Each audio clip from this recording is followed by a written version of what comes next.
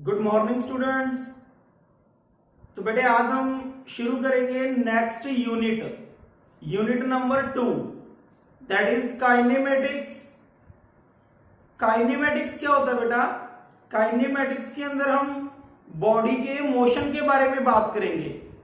तो ये जो सारा यूनिट है ये बॉडी के मोशन से रिलेटेड है और आज हम शुरू कर रहे हैं इस यूनिट का first chapter, that is uniform motion. तो देखते हैं इस चैप्टर के अंदर क्या कुछ आता है। तो इसके अंदर सबसे पहले कुछ डेफिनेशंस हैं जिनको हम पढ़ेंगे। तो सबसे पहले आता है इसके अंदर mechanics. What is mechanics? Mechanics is the study of motion of object. Mechanics is that branch of physics which deals with the study of motion of object. Mechanics एक ऐसी ब्रांच है जिसके अंदर हम बॉडी के मोशन के बारे में बात करते हैं। उसके बाद दूसरी जो टर्म आती है that is statics. Statics is that branch of physics which deals with the study of object at rest. इसके अंदर हम देखेंगे बॉडी की रेस्ट पोजीशन के बारे में बात करेंगे, बॉडी की स्टडी करेंगे जब बॉडी एट द रेस्ट है। नेक्स्ट टर्म आती है काइनेमैटिक्स, जो इस यूनिट का नाम भी है।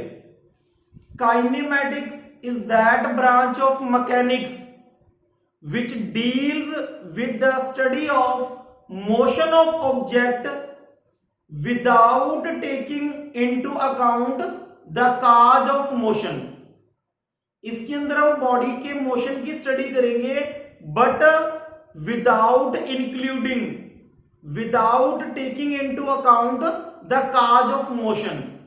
हम ये नहीं देखेंगे कि जो मोशन है वो कैसे पैदा हो रहा है बॉडी के अंदर, यानी कि जो फोर्सेस बॉडी के ऊपर लग रहे हैं उन फोर्सेस की बात नहीं करेंगे हम। उसके बाद एक टर्म आती है डायनामिक्स।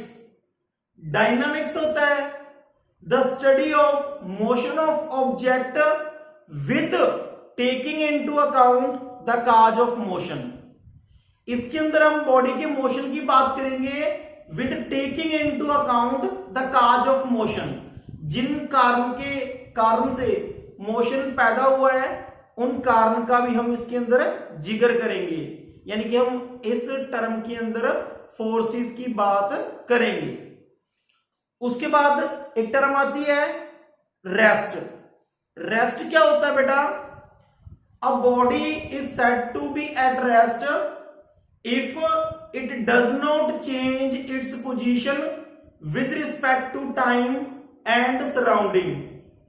अगर बॉडी टाइम के हिसाब से और सराउंडिंग के हिसाब से अपनी पोजीशन को चेंज नहीं करती तो body is said to be at a rest. जैसे मैं यहां पे खड़ा हूं, अब आपने देखा मैं खड़ा हूं, 5 मिनट बाद आप देखोगे तो मैं यहीं मिलूंगा आपको।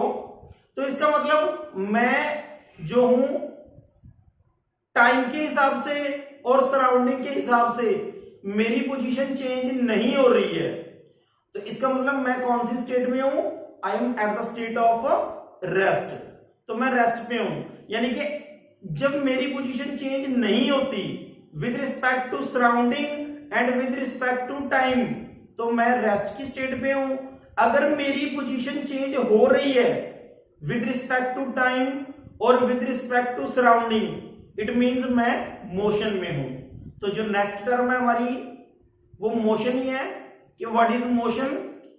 तो motion, a body is said to be in motion if it change its position with respect to time and surrounding. अगर body with respect to time and with respect to surrounding अपनी पोजीशन को change करता है तो इसका मतलब वो body जो है मोशन में है। तो ये चीजें हमने पढ़ी हैं। क्या क्या पढ़ लिया हमने? मैकेनिक्स पढ़ लिया। मैकेनिक्स के अंदर हम बॉडी के मोशन की स्टडी करते हैं। स्टैटिक्स पढ़ लिया, इसके अंदर हम बॉडी की स्टडी करते हैं एट रेस्ट। काइनेमेटिक्स पढ़ लिया, इसके अंदर हमने पढ़ लिया कि motion of study of motion of object without taking into account the cause of motion. हम उन कारण के बारे में बात नहीं करेंगे जिनके कारण मोशन पैदा होता है। डायनेमिक्स में हमने पढ़ा the study of motion of object with taking into account the cause of motion. उन फोर्सेस की बात भी हम करते हैं जिनके कारण मोशन पैदा हुआ है। नेक्स्ट हमने किया रेस्ट। जब बॉडी की पोजीशन चेंज नहीं होती with respect to time and with respect to surrounding, तो body is said to be at rest. फिर हमने किया मोशन। मोशन के अंदर हमने किया the when body change its position, when body change its state with respect to time and surrounding, then body is said to be in motion. जब body position अपनी change करती है विद रिस्पेक्ट टू टाइम और surrounding, तो body को हम motion में कह सकते हैं। नेक्स्ट जो टर्म आती है उसके अंदर हम पढ़ेंगे rest and motion are relative terms. Motion और रेस्ट जो है वो रिलेटिव टर्म्स हैं, एक दूसरे से जुड़ी हुई हैं। तो इसका मतलब ये है कि अगर एक बॉडी किसी एक सिचुएशन के ऊपर रेस्ट में है तो वही बॉडी किसी दूसरी सिचुएशन के ऊपर मोशन में हो सकती है। या मैं कह सकता हूं कि एट द सेम टाइम एक ही बॉडी है, वो उसी टाइम के ऊपर रेस्ट में भी है और उसी टाइम के ऊपर वो मोशन में भी है।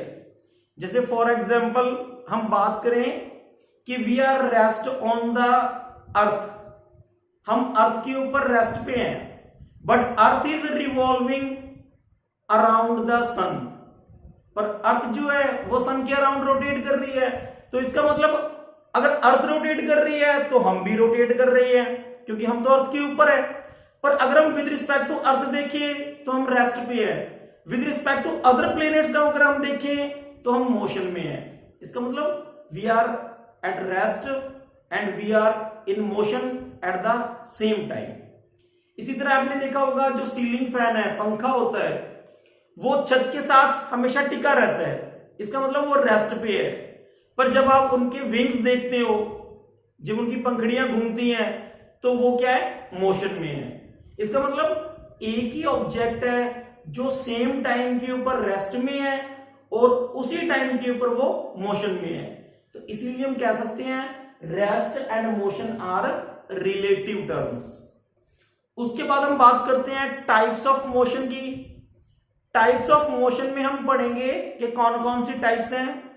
सबसे पहले इसके अंदर आता है रेक्टिलिनियर मोशन। तो बेटे रेक्टिलिनियर मोशन जो होता है उसके अंदर हम पढ़ेंगे कि बॉडी जो है एक पॉइंट मास बॉडी है, यानी कि जो dimensions of the object is very very small, बहुत ज्यादा छोटा है, उसका जो डायमेंशंस है, उसका जो साइज है बॉडी का, दैट इज वेरी स्मॉल, और वो बॉडी जो है स्ट्रेट लाइन के अंदर मूव कर रही है। तो उस तरह के मोशन को हम कहते हैं rectilinear motion. Rectilinear motion is that motion in which body or point mass moving along a straight line, जिसके अंदर बॉडी या स्मॉल बॉडी या पार्टिकल जो है वो एक स्ट्रेट लाइन के अंदर ट्रेवल करता है। इसी तरह आ जाता है दूसरा ट्रांसलेटरी मोशन। ट्रांसलेटरी मोशन के अंदर क्या होता है? होता तो रेक्टिलिनियर मोशन ही है, बट इसके अंदर जो बॉडी होती है that is not a point मास। इसके अंदर पॉइंट मास नहीं होता।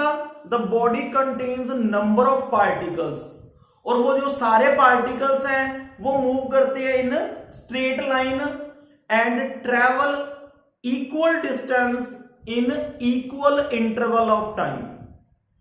एक बॉडी जिसका मास पॉइंट मास नहीं है, बॉडी जो है बनी हुई है नंबर ऑफ पार्टिकल्स से, और वो जो सारे पार्टिकल्स हैं वो मूव कर रहे हैं in straight line and covers equal distance in equal interval of time.